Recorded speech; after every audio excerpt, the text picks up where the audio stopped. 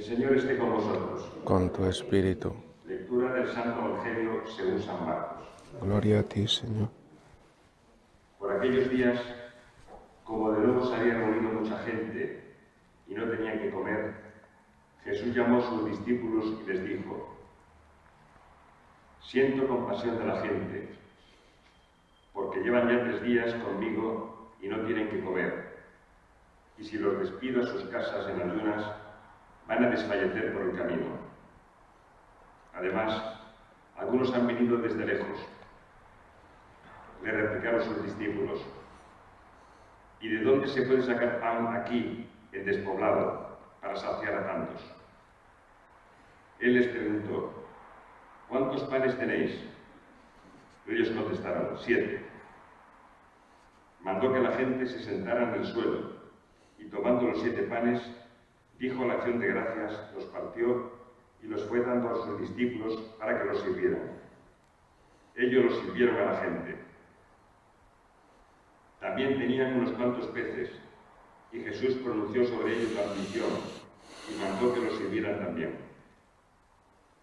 La gente comió hasta quedar saciada, y de los trozos que sobraron llenaron 7 canastas. Eran unos 4.000, y los despidió. Y enseguida montó en la barca con sus discípulos y se fue a la región de Dalmanuta. Palabra del Señor. Y a ti, Señor Jesús.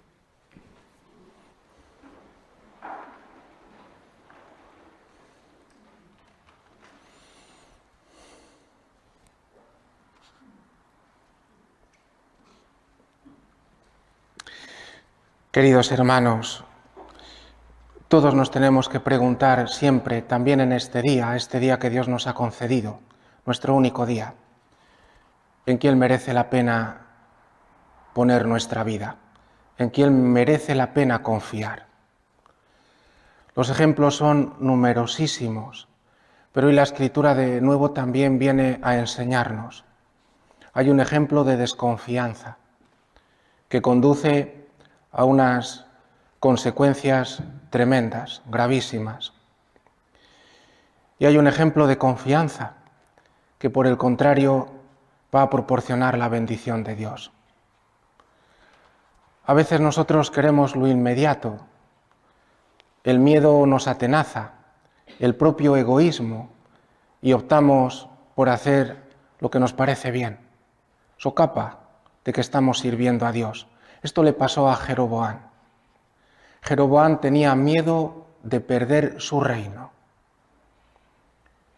e inmediatamente hace lo que la Escritura llama obrar perversamente. Fue perverso, es decir, una conducta totalmente condenable. Inmediatamente él mismo se endiosa, establece fiestas con tal de que todo el pueblo no suba a Jerusalén. Y en este reino que había quedado para él, que era lo más amplio, eran 10 tribus, en este reino establece 2 templos, uno en el sur, otro en el norte, para que así nadie tenga que ir a Jerusalén. Uno lo establece en Betel, el otro en Dan. Y como habéis escuchado, manda construir 2 becerros y les dice al pueblo: este es tu Dios, el Dios que te sacó de Egipto. Y por tanto les conduce también a un culto falso. Es el pecado más grave que es condenado por la Escritura, el pecado de idolatría. El llamar Dios al que no es Dios, postrarse y adorarlo. Mirad que muchas veces los gobiernos, para corromper los corazones, establecen leyes, establecen fiestas, establecen también lugares de culto, como son pues, los grandes espectáculos, etcétera, etcétera, con tal de conducir al pueblo lejos de Dios, con tal de dominarlo. Las consecuencias es que va a perder todo. Contra Dios no se puede ir, hermanos. De Dios, como dice también la Escritura, nadie se ríe. Pensó conservar su reino y perdió todo. Pero hay un ejemplo de confianza. Jesús. Siempre tenemos que mirarle crucificado, porque Jesús se confió en el Padre hasta la última gota de su sangre. Aparentemente, cuando confía Jesús en el Padre y muere atrozmente, ¿verdad? Una muerte trágica, crucificado, después de haberle flagelado, etcétera, etcétera, etcétera. Después de ser sepultado, podríamos decir, se acabó, menudo en quien puso la confianza. Y sin embargo sabemos que no es así, porque Dios lo resucitó de entre los muertos, le resucitó de la muerte. Y hoy nos ofrece el Evangelio este ejemplo de confianza. Tiene pocos panes, unos peces, pero el pueblo se ha confiado en Jesús. Hay una cosa muy importante en el pueblo, y es que está pendiente de las palabras de Jesús. Y sin darse cuenta, este pueblo se mueve por la verdadera sabiduría. Conocer dónde está la vida es ser sabios. Están pendientes de la palabra de Jesús y ya ni siquiera miran si están en un desierto, quieren estar con Él. Y Jesús les manifiesta a través de este signo lo que viene a darnos. Por una parte, el reino de Dios. El reino de Dios es capaz de darnos la vida también en medio de un desierto y de dárnosla en abundancia. Comieron hasta saciarse. Hay que saber en quién confiamos, porque Jesús penetra los corazones y se da cuenta de una cosa, que no es tan importante el hambre físico como el hambre que tienen en el corazón de la palabra de Dios. Y Jesús la va a saciar, y la sacia con algo que es lo que todos deseamos, con la misericordia. Los miró y tuvo misericordia, se compadeció.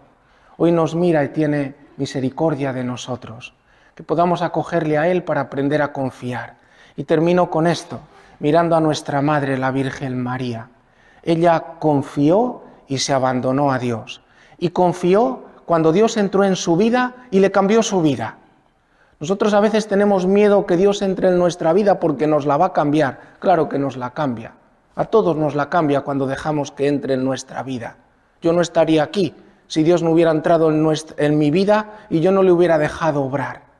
Dios cambia nuestra vida, pero merece la pena.